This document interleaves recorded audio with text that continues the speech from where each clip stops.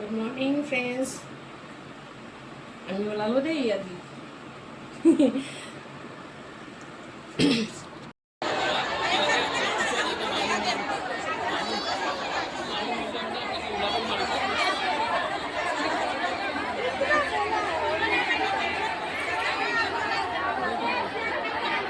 আজি আমি আহিলেগে গৰমত ৰাতিপুৱা 7:30 বজাৰ পৰা আমি এতিয়া 8টা বাজিল আৰু এতিয়া আমাৰ সন্মানীয় মামাজী কেতিয়া আহে সকলোখিনি ৰখি পাইছে অশেষ ধন্যবাদ জ্ঞাপন কৰিছোঁ। ৰাজ্যৰ আত্মসহায়ক গোটৰ সদস্যসকলক আৰ্থিকভাৱে সবল কৰি তোলাৰ বাবে মাননীয় মুখ্যমন্ত্ৰী ডাঙৰীয়াৰ নেতৃত্বত এই এক সুদূৰ প্ৰসাৰী প্ৰয়াস। ইয়াৰ দ্বাৰা ভাৰতৰ সন্মানীয় প্ৰধানমন্ত্ৰী ডাঙৰীয়াৰ গ্ৰাম্য মহিলাৰ মাজৰ পৰা লাখপতি মহিলা গঢ়ি তোলাৰ যি সপোন, সেই সপোন সাকাৰ কৰাৰ দিশে ৰাজ্যখন আৰু এখোজ আগবাঢ়িল। এই আঁচনিৰ জৰিয়তে গাঁৱৰ মহিলাসকলক প্ৰত্যক্ষভাৱে সবলীকৰণৰ জৰিয়তে দেশৰ অৰ্থনীতি চহকী কৰি তুলিবলৈ প্ৰয়াস কৰা অসম হৈছে দেশৰ ভিতৰতে প্ৰথমখন ৰাজ্য।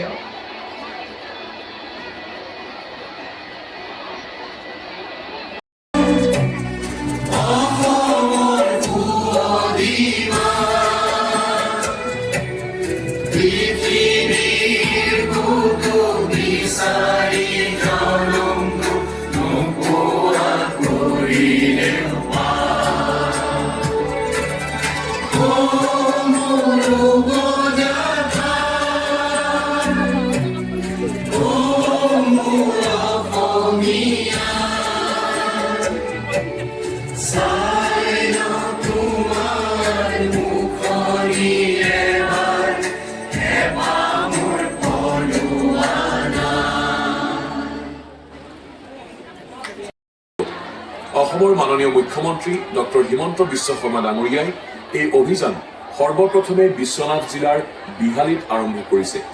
এই আঁচনি যিমানে উচ্চাকাংক্ষী এক দৃষ্টিভংগীৰ সৈতে সিমানেই প্ৰেৰণাদায়ক। পৰৱৰ্তী সময়ত সম্পূৰ্ণ ৰাজ্যতে পৰ্যায়ক্ৰমে এই আঁচনিৰ অভিযান কাৰ্যকৰী কৰা হৈছে। এই আঁচনিৰ জৰিয়তে প্ৰতিগৰাকী যোগ্য মহিলাই 10,000 টকাকৈ পাব। প্ৰথম পৰ্যায়ত বিশ্বনাথ জিলাৰ বিহালীত প্ৰায় 23,000তকৈও অধিক মহিলাই মুখ্যমন্ত্ৰী ডাঙৰীয়াৰ হাতেৰে প্ৰতিজনে 10,000 টকাকৈ উদ্যমিতা পুঁজি লাভ কৰিছে। এয়া উদ্যমিতাৰ দিশত প্ৰথমটো পদক্ষেপ, যাৰ দ্বাৰা মহিলাসকলে নিজৰ বৰ্তমানৰ ক্ষুদ্ৰ ব্যৱসায়ক আৰু অধিক শক্তিশালী কৰি তোলাৰ লগতে আন আন নতুন উদ্যোগী কাৰ্য আৰম্ভ কৰিবলৈ সক্ষম হ'ব। বয়ন, খেতি বাতি, হাঁহ কুকুৰা পালন, চিলাই, খাদ্য প্ৰসংস্কৰণ ইত্যাদি উদ্যোগ তেওঁলোকে আৰম্ভ কৰিব পাৰিব। বৃহত্তৰ স্বাৰ্থত এই আঁচনিৰ মূল লক্ষ্য হৈছে প্ৰতিগৰাকী মহিলাক বছৰি 1 লাখ টকা পৰ্যন্ত আয় কৰিব পৰাকৈ সহায় কৰি দিয়া, যাতে তেওঁলোকে লাখপতি বাইদেউ বা ক্ষুদ্ৰ উদ্যোগী মহিলা হিচাপে নিজকে গঢ়ি তুলিব পাৰে। এই লক্ষ্য পূৰণ হ'লে পৰিয়ালসমূহ অনিশ্চয়তাৰ পৰা মুক্ত হ'ব, তেওঁলোকৰ সন্তানৰ শিক্ষা সুৰক্ষিত হ'ব আৰু গাঁৱৰ সমাজ ব্যৱস্থা অধিক শক্তিশালী হৈ উঠিব। এই আঁচনিৰ সৈতে এক গুৰুত্বপূৰ্ণ সামাজিক প্ৰতিশ্ৰুতিও জড়িত হৈ আছে।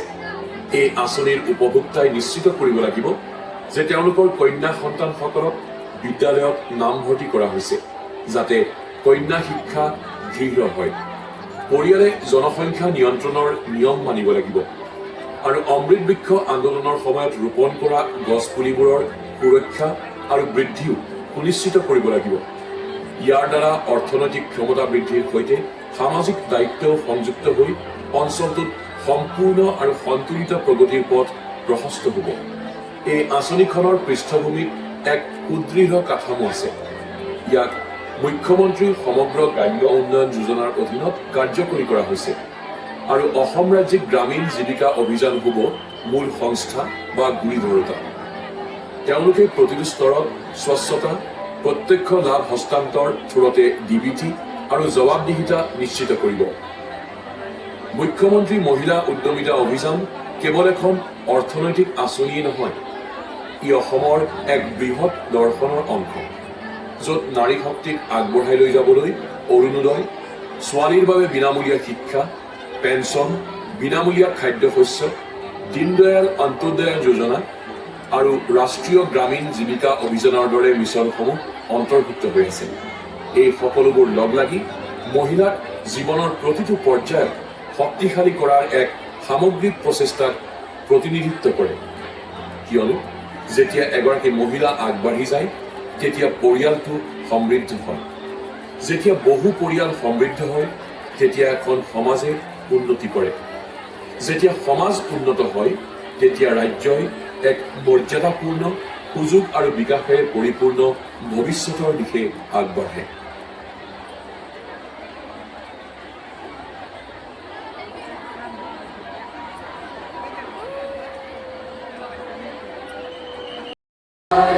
भाग्य विधाता पंजाब सिंध गुजरात मराठा द्राविड उत्कल बंगा विंध्य हिमाचल यमुना गंगा उच्चल जलधि तरंगा तव शुभ नामे जागे तव शुभ आशीष मांगे गाहे तव जय गाथा जय गण मंगलदायक जय हे भारत भाग्य विधाता जय हे जय हे जय हे जय जय जय जय हे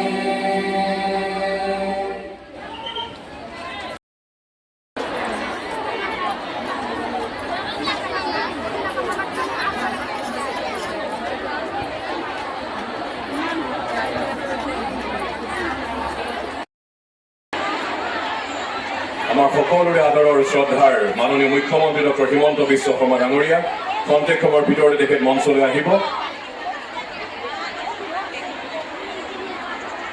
অসম চৰকাৰৰ পঞ্চায়ত আৰু গ্ৰামোন্নয়ন বিভাগৰ অধীনত অসম ৰাজ্যিক গ্ৰামীণ জীৱিকা অভিযানৰ অন্তৰ্গত সবল মহিলা সবল সমাজ উদ্যমিতাৰ দিশত আগুৱাই যাবলৈ আত্মসহায়ক গোটৰ প্ৰতিগৰাকী অৰ্হতা সম্পন্ন মহিলাক 10,000 টকাৰ উদ্যমিতা পুঁজি প্ৰদান অনুষ্ঠান আজিৰ অনুষ্ঠানৰ মুখ্য অতিথি অসমৰ দূৰদৰ্শী মুখ্যমন্ত্ৰী ডক্টৰ হিমন্ত বিশ্ব শৰ্মা ডাঙৰীয়া শ্যামভূমি হাইস্কুল খেলপথাৰ কাহিকুচি আজাৰাত ইতিমধ্যে তেখেত আহি উপস্থিত হৈছেহি খন্তেক সময়ৰ ভিতৰতে তেখেত মঞ্চলৈ আহিব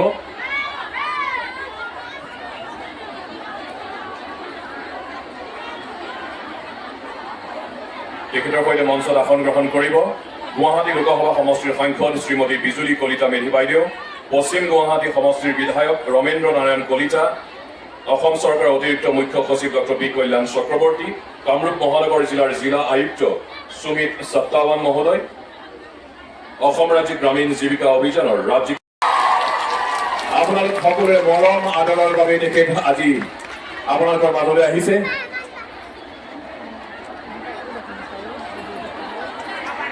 বিজুলী কলিতা মেধি সন্মানীয় বিধায়ক ৰমেন্দ্ৰ নাৰায়ণ কলিতা প্ৰমুখে সন্মানীয় অতিথিসকলক মঞ্চত আদৰণি জনাইছো এতিয়া অসম সংগীতেৰে আজিৰ অনুষ্ঠানৰ আৰম্ভণি কৰা হ'ব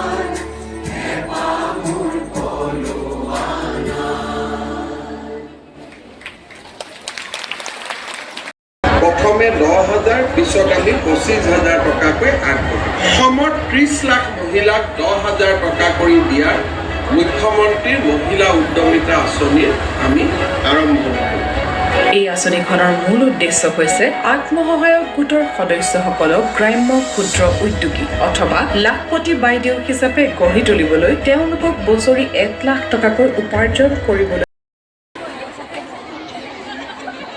আজি আমাৰ সভাত আমাৰ মাজত উপস্থিত গুৱাহাটী লোকসভা সমষ্টিৰ সাংসদ বিজুলী কলিতা মেধি ডাঙৰীয়ানী, পশ্চিম গুৱাহাটীৰ মহিলাৰ বিৰুদ্ধে অপৰাধ কমিছে, মহিলাক সন্মান কৰিছে মানুহে আৰু আমাৰ ৰাজ্যখন সুন্দৰ কৰি আগবাঢ়ি গৈছে।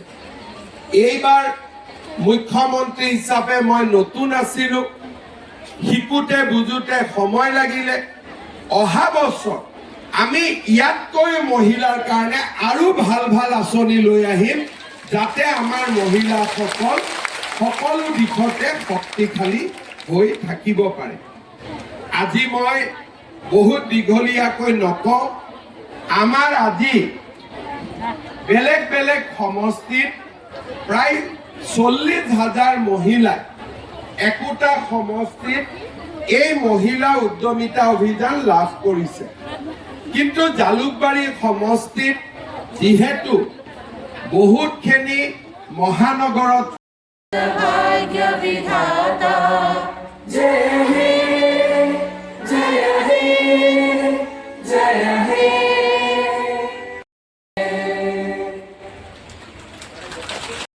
বিবি ববিতা দৈমাৰী। আজি শ্ৰদ্ধা আমাৰ মাননীয় মুখ্যমন্ত্ৰী ডাঙৰীয়া হিমন্ত বিশ্ব শৰ্মা দেৱক আচলতে আমি আজি সন্মুখত পালোঁ আৰু পাইলে তেখেতৰ দুটামান কথা ভাল লাগে যে মহিলাসকলক সদায় সন্মান কৰিব লাগে। মহিলাসকলৰ মানে যিখন ঘৰত তেওঁ এষাৰ কথা মোৰ বেছি অন্তৰ চুই গ'ল যে মহিলাসকলক সদায় সন্মান কৰিব লাগে আৰু যিখন ঘৰত মহিলাক সন্মান কৰা যায়, মহিলাক তাৎপৰ্য দিয়া যায়, সেইখন ঘৰতহে বেছি মানে উন্নতি থাকে।